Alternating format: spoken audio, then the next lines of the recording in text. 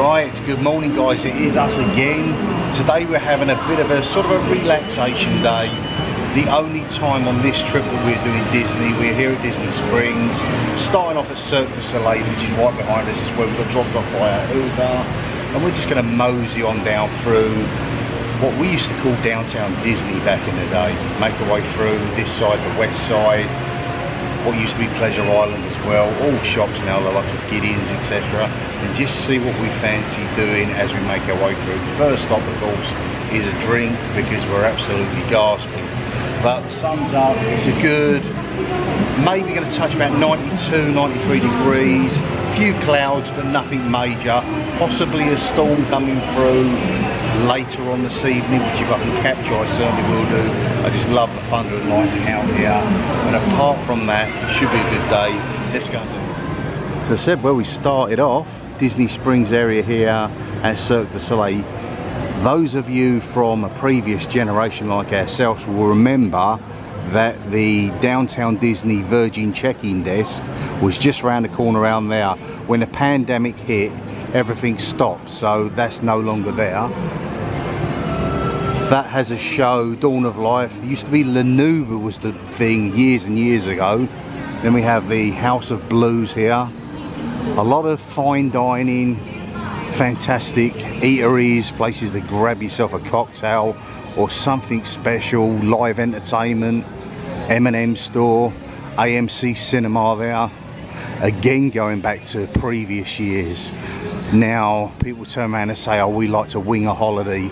In our case, it's never been that situation, and even before vlogging was a thing, we used to remember that we used to go to a Virgin welcome meeting in the morning where you would purchase your tickets. Everyone would queue up and sit in a cinema while they tried to sell you some sort of excursion.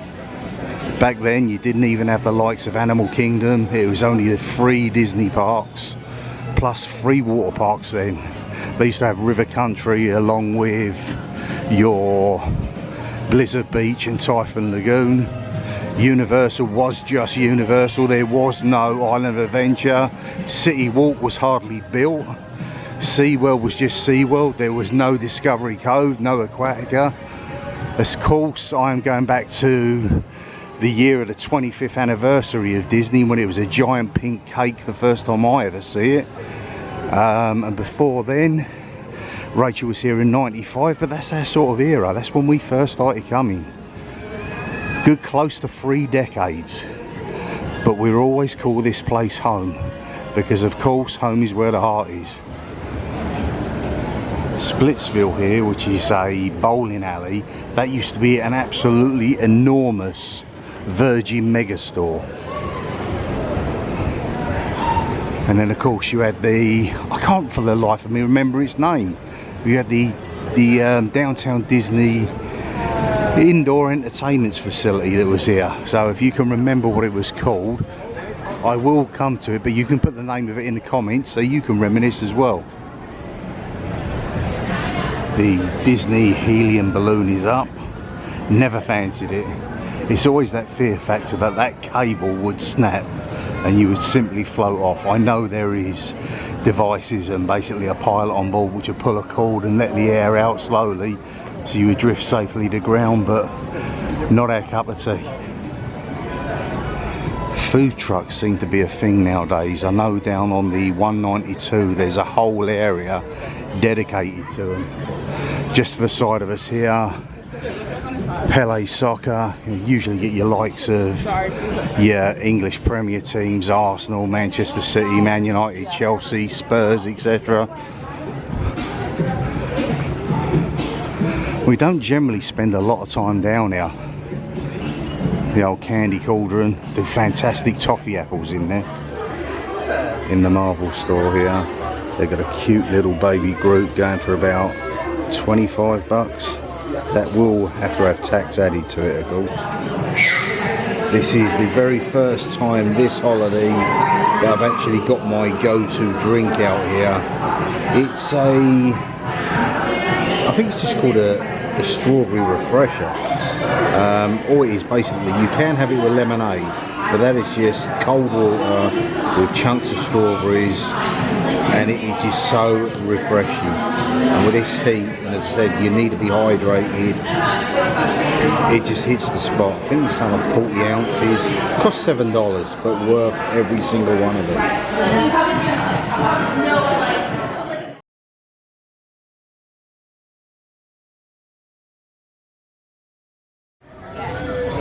Rachel's seen the very first lounge fire that she adores. That's going for $88.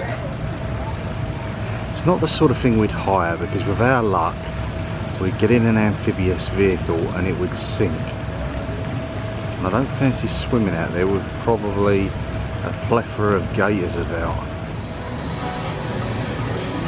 Just off to the side here to our right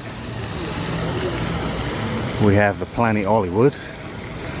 I don't know why, but I just get the feeling that the old one that stood in its place beforehand, it used to have the giant gators sitting proudly adorn the top of it, was just that much better.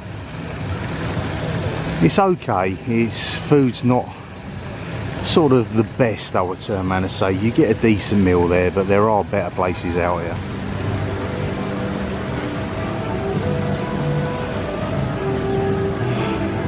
Get a waft of something tasty sort of drifting through. There's some really decent restaurants up here that are outside of your chain niche. A lot of specific ones that are planted here where you will not find anywhere else.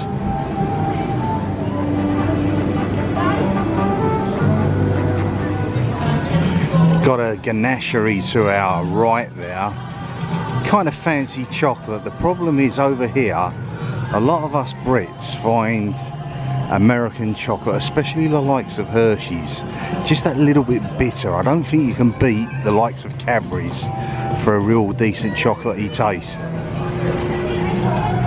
Some really decent top level bars out here. Josh Lynch's, Hanger Bar. I think this is the place that does like a little platter with candied bacon around a single malt whiskey or something.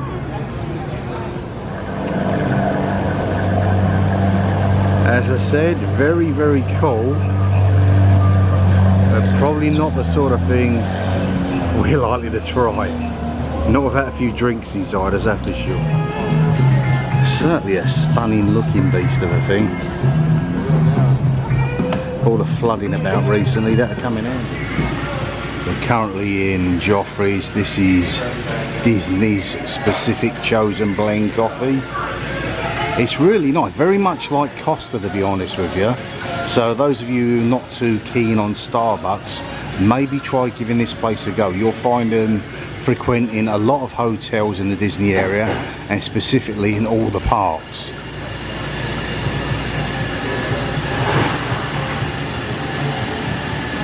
Rachel's going for a latte, probably a vanilla one. Mentioned yesterday about the donuts in the Lardland ones. These are Joffrey's Disney's versions. That is now called Paddlefish, the old steamliner there. But back in the day that was known as Fullerton's Crab House. Huge place. Stunning fountain there. Actually, for one moment thought there were real pigeons on top. I know it's stupid, but Cook's Chippy or Fish and Chip Shop. Raglan Road for your specific taste of Ireland. I think you can get an half decent Guinness in now. You get the girls dancing on the floor, the tables, etc. While Rachel was in Joffrey's, Gideon's was close by. Rachel said that you'd have to go in there via virtual queue. And to be honest with you, I can't be bothered to do that for a cookie, no matter how nice they may be. And Rob Sable, if you're out there and you still drive for them, why not just get us some freebies? We've certainly been here on a few occasions, the old Blaze Pizza. Usually struggle because you go in there and you do not know what you want to order before we get in there, and end up with something pretty basic. But we've sat there and eaten and had some fantastic storms roll past in the years. Pretty much for everything Coca-Cola, this is your store. I believe you can meet the polar bear there, and probably even get that disgusting flavoured drink called Beverly. Local sheriff walking past. I am not going to lie, there is some fantastic branded merchandise in here if you specifically like Coca-Cola.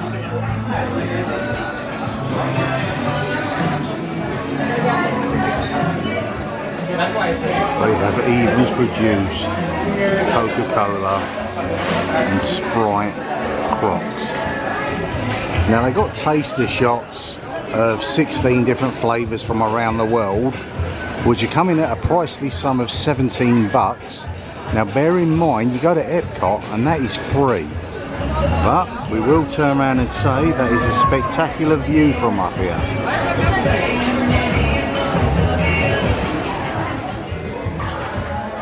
Second floor even has a Christmas shop. Loads of different mugs. Some wonderful looking travel mugs. I'm certainly in the market for one, with my new job starting soon. And I don't know whether Coca-Cola is it for me. I want something probably more park specific. All coming in with tax at probably about $21, I guess. This is where you would meet the Coca-Cola polar bear, but unfortunately, currently, he's visiting family at the North Pole. So maybe next time. Not so much going to film these stores along this bit, because my personal view is if you come here for shopping, you're going to go to the outlets. You got pretty much the same sort of brands. Okay, yes, might be last year's model, last year's colour, etc., style, but that's where your bargains here. Here you're going to pay probably top dollar. But it's nice to have a walk around, air-conditioned rooms. Those of you that know basically, but you can see a Ron John surf shack over there. Back in the day, that was only specific over to the Tampa area and Busch Gardens. You would go there on an excursion, and the must-do was across the road to go to the really large Ron John store. I did make a few purchases over the years there. It's quite quirky stuff. The polite pig right there in front of us. So polite that he is sliced and diced up in front of you and served on a platter. Never eaten there ourselves. I know Claire, my sister-in-law, certainly has. People rave on about like these barbecue Brussels sprouts. Certainly not my kind of thing. This is where new and old collide. What you see in front of you, World of Disney, although it's slightly changed in its outlay and its shape, etc. This used to be pretty much downtown Disney from this point onwards. Not a lot has changed, to be honest, but there's a few different bits and pieces. There used to be a large McDonald's down here, then it turned into some sort of Mexican store before going away completely. Okay, World of Disney, Plush Central.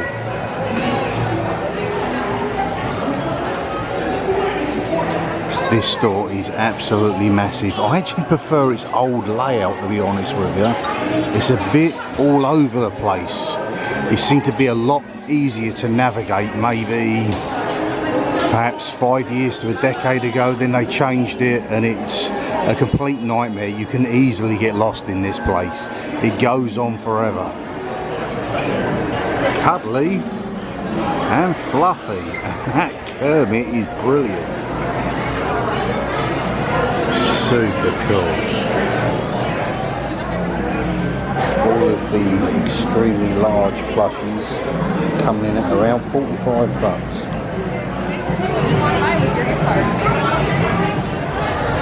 If you had the room and certainly had the money, those would be a must. Imagine that sitting under a Christmas tree.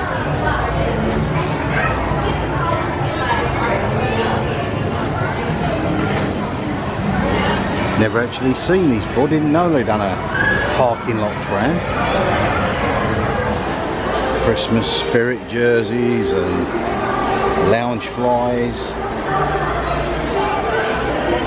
They've pretty much got everything sewn up every single season, especially specifically Halloween. Here's a question for you guys. Who is your favourite Disney character? This here has probably been my favourite for at least a generation. I absolutely adore Rex. I said this time out we're not specifically doing a Disney park. So many times we have done Mickey's Not So Scary Halloween Party, absolutely love it, but for a short trip we wasn't going to pay the absolutely ridiculous prices that Disney wanted for a ticket for that, or a ticket for a day ticket for Epcot or the Magic Kingdom. We know we're back October next year, so it's not so much of an issue. If it was once in a generation thing, we certainly would have come. They are cool, but are they worth $45? I know they're a collectible item, but it's just a coffee holder or a drinks holder. I absolutely adore their rainbow popcorn. It used to be in a slightly different bag with a bow on it years ago, but each one of these, and they used to have green ones in as well, each one of those is its own specific flavour. So you've got strawberry, lemon, that's probably blackcurrant or blueberry, but really cool. Certainly some psychedelic colours this year. Loads of fluorescence. Kind of cool. Now these, for anyone back home, you can still get these for £5 in a Disney store on London Oxford Street. They're $12.99 here. Rachel's just holding up the t-shirt. From the very first year I come, obviously it's circa 1996, that was the 25th anniversary, but like anything with Disney, they roll it over an extra season. So my first time when I come here, they come to, you've got to see the castle, it's beautiful. I turned up in 1997 to be confronted with, some people call it a monstrosity, but I actually enjoyed the cake. I picked that up last year at the Animal Kingdom. Still holding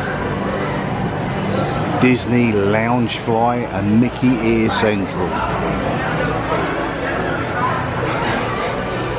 There's some really cool designs out there.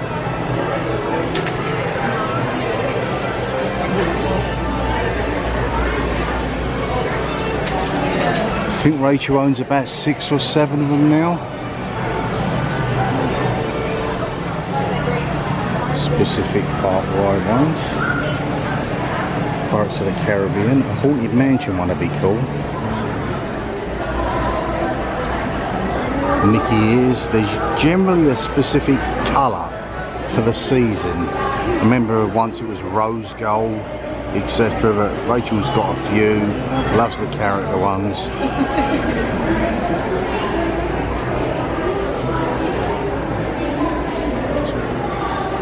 They're pretty crazy though.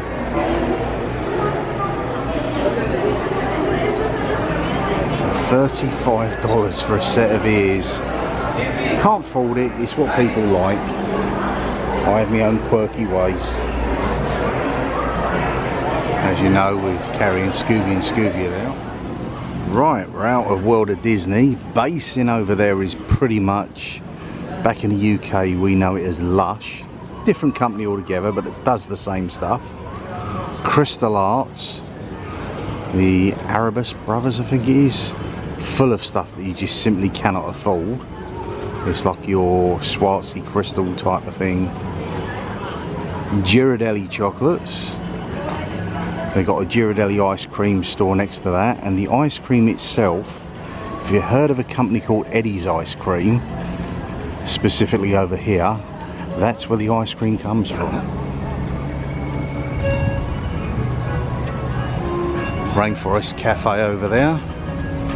Get a huge plume of flames out the top of that when it erupts, which is pretty cool to see at night. And behind us, my old friend Stitch, who's spitting on everyone.